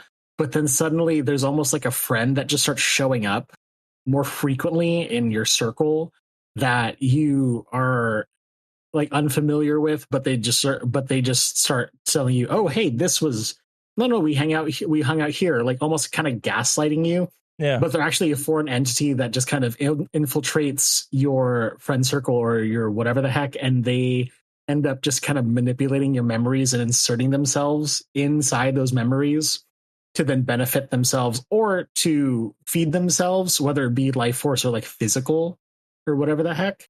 Like, I think it'd be really cool to just like have to find contradicting evidences in that aspect where if you can get like it'd be kind of weird to introduce like a new player immediately into the group and be like, hey, by the way, this person's doing this or whatever the hell. Oh no, you don't do it as a player. You do it as the friendly NPC that's been there all along. Like, Moblin the Goblin's been here the entire time. Don't you remember me, Moblin, your best friend? I helped you in like the 3rd grade. Wait, I was like off planet. No, yeah. Here's this. Oh, hey man, like, can you lend me like $30? Hey man, can you lend me like an organ? I'm dying. I need an extra Spillardin. I'm definitely not a goblin. I'm definitely a goblin, not a lich that shapeshifted into looking like a goblin. Don't you know we're related? I think that'd be interesting to. Yeah, I've played in campaigns that have done stuff similar to that too, where it's. I think kind of, I'm trying to remember the exact one I played in. Like the idea was that, I remember kind of the base set being like all the characters had amnesia or something, or like they had amnesia after a certain point, and the big part of the campaign was like, yeah, like it was about kind of like filling in those gaps as they were presented to you type of thing. And it turns out there's an NPC that was like our quest giver, kind of like our central thing that was like, oh yeah, no, I wiped all your memories because I'm actually the bad guy, and like all these like quests you've been doing to try and like rid the land of evil, if it's just been you henchmaning for me type of thing. Or you get so stuck in your nostalgia that like it consumes all your joy and whatnot because it is actually replacing your memories or like stealing your memories and making it their own or some shit like that. Yeah, I don't know. The reverse Hydra is kind of an idea like that, where you have something that kind of pops up and is slowly kind of draining the resources from a town and eating people and stuff like that. But the moment you stop looking at it, you stop, or false Hydra, whatever it's called, you stop remembering it exists type of thing, and it kind of slowly rots you away as people can't figure out what's going wrong. I'm not familiar enough with enough game systems, but when it comes to concepts and that's stuff, I'm just like, monster. Ooh. I'm not sure where that one comes from originally, but it's very ugly looking in all its renditions of it. Don't Google it before you go to bed. I find it very off-putting typically. A lot of baby faces on weird Hydra necks. But yeah, no, there's a lot of ideas. I think kind of like it really comes down to what you're trying to do at the time. Like, I don't think this is necessarily a good inspiration for like a talky thing, but like, I don't know. We've played plenty of game systems that like channel in nostalgia as a like, hey, it's important to kind of mix this setting where it's like, as people remember it, but undercut it with this is the reality of what it meant to be alive in this time period as well, where it's like, the 80s was great. The 80s was also terrible. Well, I mean, you can also just kind of experience, like, not experience, but you can also kind of push the narrative like a mass hallucination. Yeah. Because everyone had the experience, or not everyone, but there's a lot of people from all over social media coming together and recounting their experiences with the specific media and just trying to question whether or not that those were real, or like what was like concrete evidences, or what was like the connecting factors of it. I love that is something that was just in question. Like, what does Mr. Magic look like? where did they watch it? How did they watch it? What time did they watch it? I've there's really good, just little, like, it's a really good bento box of, no, never mind. It's a really good buffet. That's the word I'm looking for. It's a really good buffet of like tiny little snacks that you could kind of adapt into something that can push your narrative or create conflict. That's all I got. No, I'm trying to get. I'm sorry, I'm doing some googling while we're doing this. I kind of equate this a lot to the. I assume you're familiar with the Sinbad's Shazam thing. Oh God, yeah, where everyone's just like, oh man, there was this thing that had fucking, was it Shaquille O'Neal as like a genie? Yes, that's the movie that actually existed. People remember Sinbad being in something that was also that, and there's still to this day a variety of things that kind of contradict whether or not it existed or not. I think it's been pretty definitively proven it didn't actually exist because the Shaq one was called like Kazam or something. I've definitely looked for it, and I've only achieved re-remembering that there was like some sort of Sinbad animation that was definitely. I'm talking Sinbad the actor, not the. It was the Sinbad animation that was like ended with like a cool sea witch lady happening. Yeah. No, that's what. That's what I'm saying. Like there was like a Sinbad magic thing, but all I could find was the animation, which was a completely different thing altogether. I really enjoy the fact that in Googling this, I found a YouTube video called Sinbad's Deadly Confession. I'm like, is Sinbad dead? What? This movie continues to be fucking weird. We are down a rabbit hole. I did not mean to drag us down by accident, but it relates kind of back to this, given the topic. But I would say this is a rare instance. There's too much stuff to pinpoint one exact thing to pull out of this one for tabletop RPGs. I think there is, like, at a base level, you can do the evils of religion. You can kind of do people versus religion. You can do people versus nostalgia. They're all pretty good, kind of easy to lift arcs here if you so wish. The idea of characters that are all matching up to kind of like a media stereotype or something, that's also kind of interesting. Imagine a D&D campaign where all your characters realize they're in like a fucking gauntlet cabinet or something like that. That could be a fun reveal. I like this book a lot from kind of a creator standpoint. It has some fun ideas of ping pongs around. I'm not sure I like this book enough to kind of read more of the author's work necessarily, because again, I did not enjoy the first quarter of this, but kind of once it got going, I really did enjoy the ideas and implementations and kind of like how it dealt with weird. I think that's kind of, if I was going to highlight one thing, I think the way it handles weird, it uses it very sparingly and uses it very deliberately, and I really enjoy the escalation of it. Where again, it's never like, until it is, you just kind of have some weird stuff happening that like is within the realm of normal. Like you have Jenny's husband is a dick and he sucks, not in a paranormal or supernatural or even abnormal way, in a very unfortunate small town asshole who's used to getting what he wants type of thing, because society's told him he always gets to get his way and he doesn't actually, kind of thing. Like there's a lot of fun little character moments, I think, from a like player standpoint. The idea of, despite kind of the fact I kind of relate the characters back to their PBS Kids archetypes, I think there's kind of something nice about how it chooses to sprinkle in those details and how it subverts those characters. Like, you're looking for a fresh character of some kind, okay to make an archetype and then find some way of spinning it weird. Like, I think I've used this example before as a joke, but like, it is okay for an adventurer to own an orphanage and then use all their adventuring money to fund said orphanage. And it's not like, that's it. They don't have some gritty background. No, they just own an orphanage because they're trying to do the right thing or something like that. Like, what's dark about that? The fact that orphans exist. That's the dark part. They've chosen to take care of them, I guess. I don't know. And everything has to be horrible and grimdank. I feel as though we've also probably talked this one out. I think we had a lot more kind of analysis on this one than either of us were expecting. I think it's a strong concept. Yeah. I think it's a strong concept. It's a relatable concept. It's poignant. It's very kind of the time. I think it can carry further and whatnot because like religion persists. Unfortunately, like the abuse of power persists. And I'm not saying that it's a tool that's available that can be manipulated and used in malicious ways. So I don't think that it's going to necessarily lose its relevancy. Hopefully it's not something that is going to be, I'm going to backtrack because I don't know where that sentence was going.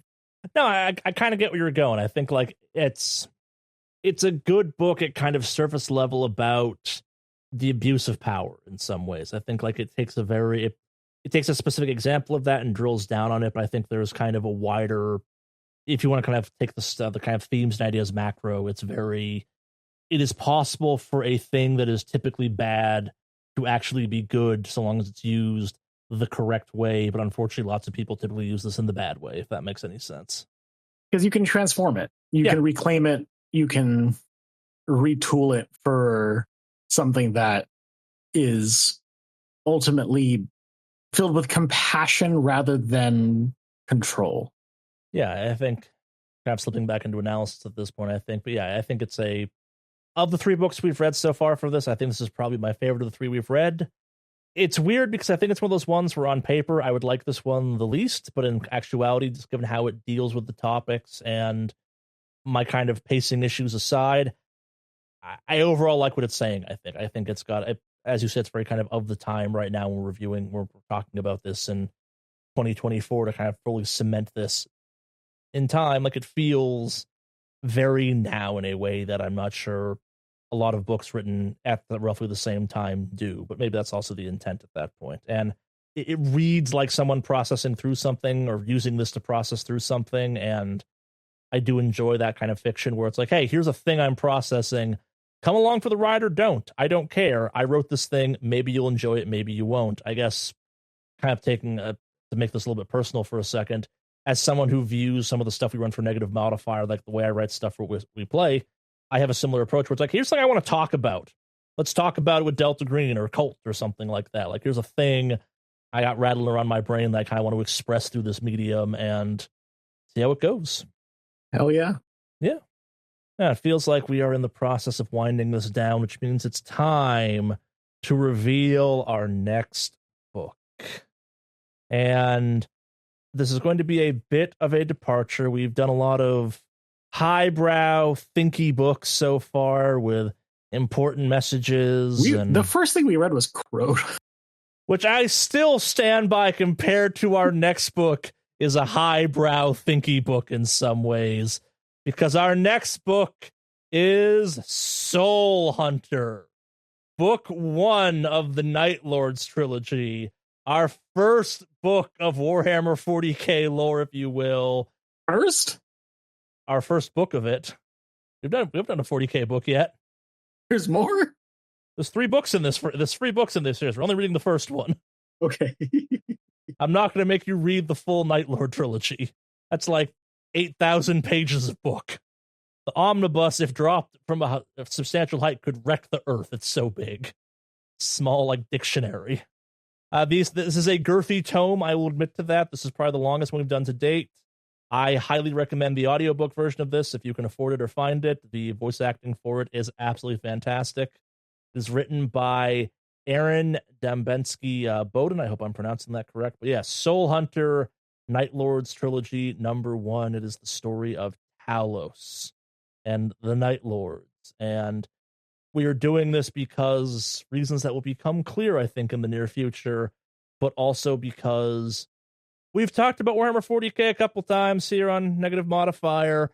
This is one of the better parts of it, I think. And I think there's also this is I don't want to quite boil this one down to kind of most brotastic book we've read so far, but like, if you're looking for some fights, if you're looking for some gruff people, if you're looking for just kind of a bit of an action movie type of book, this one's more in that genre of things. For those who don't know, the Night Lords are not good people and have never been good people. And this is a story about kind of them being not great people. I don't mean that in kind of a Suicide Squad kind of way. I mean like the Night Lords are bad people, very, very bad people type of thing.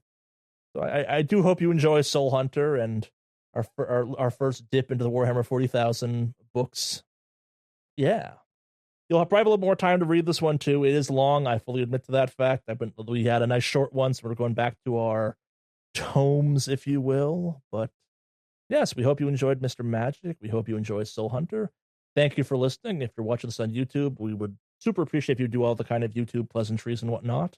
Listen to this in just audio format only. Thank you for being a Patreon subscriber. Any final words before we close this out, Jad? Holy shit, this is a long ass book. I warned you. Well, I'm in it. I'm in this book club. This was my idea.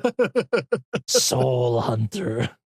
Honestly, thank you so much for our weird ramblings. Neither of us are English majors, so this is just something that kind of we are getting to explore and really get to think about. And honestly, as someone who may be running a personal game with some of the negative modifier people and kind of seeing whether or not my GM pants still fit, it's really gotten me into the writing process and the thinking process of narrative. So thank you for being on the ride. I have enjoyed all my time so far with this. Let's see how we go with Soul Hunter. My 40K experience has been amicable at best, but I'm looking for it to change. So yeah. No, again, we hope you're enjoying this. We have a lot of fun doing these. We hope you've enjoyed our book selection so far. I promise the book after Soul Hunter will be shorter than Soul Hunter. Well, this is a bit of all will be made clear in the next couple weeks, months, whatever kind of our timeline winds up being for this, but why we're doing Soul Hunter. But yeah, we hope you enjoyed Mr. Magic. We hope you enjoy Soul Hunter. We hope you're enjoying this.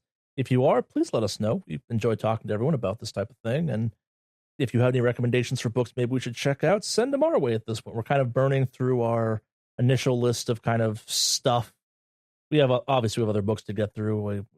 Maybe the next one will be The Ballad of Black Tom. Is that the book you loved, I Adam? was just thinking about that when you were like, a shorter book, and it's like Ballad of Black Tom would be perfect. Maybe after Soul Hunter we'll do Ballad of Black Tom finally, because Jad has been a fan of that book for a while, and I think that's a fantastic book to talk about given our general subject matter when it comes to the Eldritch. But yeah, we're going to go a little bit power fantasy. We're going to go a little bolter porny. We're going to go a little big dudes and big power armor in the grim darkness, the 41st millennia for a little while. And brain off, just knives. Yes, but you don't know how correct you are. Brain off, just knives. If you want to read a book where someone says the phrase prey sight and it comes off as terrifying, enjoy Soul Hunter. As always, thank you for listening to this. I'm Charlie, he's Jad, and thank you.